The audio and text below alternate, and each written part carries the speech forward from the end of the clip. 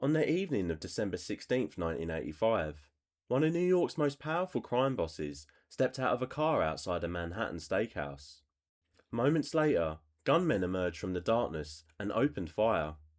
The victim was Paul Castellano, head of the powerful Gambino crime family. His driver, Thomas Bellotti, was also killed. The man widely believed to be behind the murder was John Gotti. Soon, he would become known as the Dapper Don, the most famous gangster in America. But the road to that moment had begun years earlier. The Gambino crime family was one of the most powerful criminal organisations in the United States. For years, it had been led by Carlo Gambino, a quiet but highly effective boss who built an empire stretching across New York.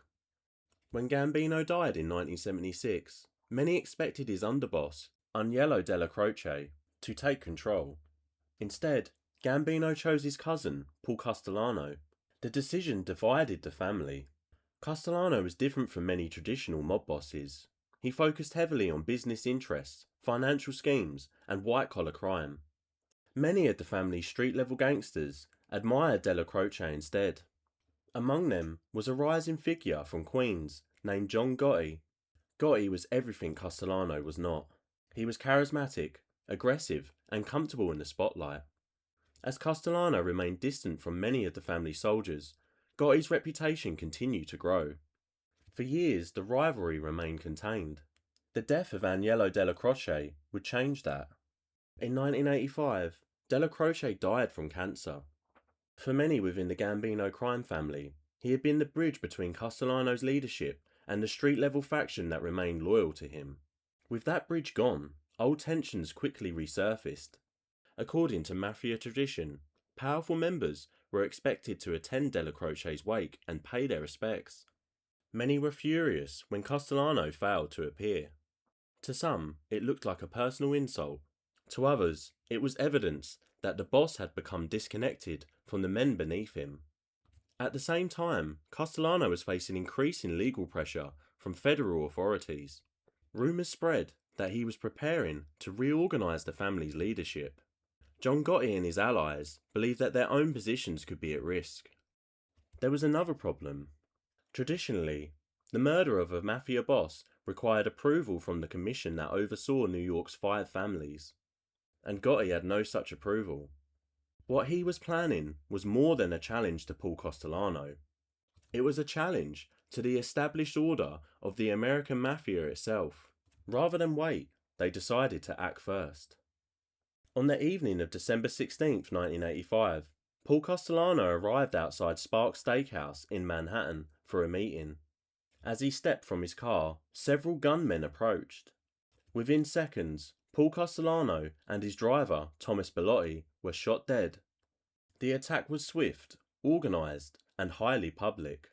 Witnesses watched in shock as one of New York's most powerful crime bosses lay dead on a city sidewalk. Although prosecutors would never prove in court that Gotti personally ordered the assassination, investigators quickly focused on him and his associates.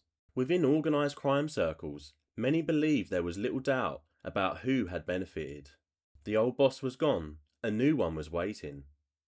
Following Castellano's murder, John Gotti emerged as the dominant figure within the Gambino crime family. Unlike previous mafia bosses, he seemed comfortable in the spotlight. He wore expensive tailored suits. He smiled for cameras. He spoke confidently to reporters gathered outside courtrooms. The media could not get enough of him. Before long, newspapers had given him a new name, the Dapper Don. As he repeatedly avoided convictions during the late 1980s, his reputation only grew. After several high-profile acquittals, another nickname began to follow him, the Teflon Don. To many Americans, John Gotti became the public face of the mafia itself, but fame brought attention, and attention brought problems. For years, John Gotti appeared untouchable. Then, the government found a witness willing to testify. Salvatore Sammy the Bull Gravano, one of Gotti's closest associates, agreed to cooperate with federal prosecutors. His testimony helped expose the inner workings of the Gambino crime family. For years, investigators had struggled to convict Gotti. In the end, it was not an FBI raid or a rival gang that brought him down. It was one of his closest allies, In 1992, Gotti was convicted of multiple charges, including murder and racketeering.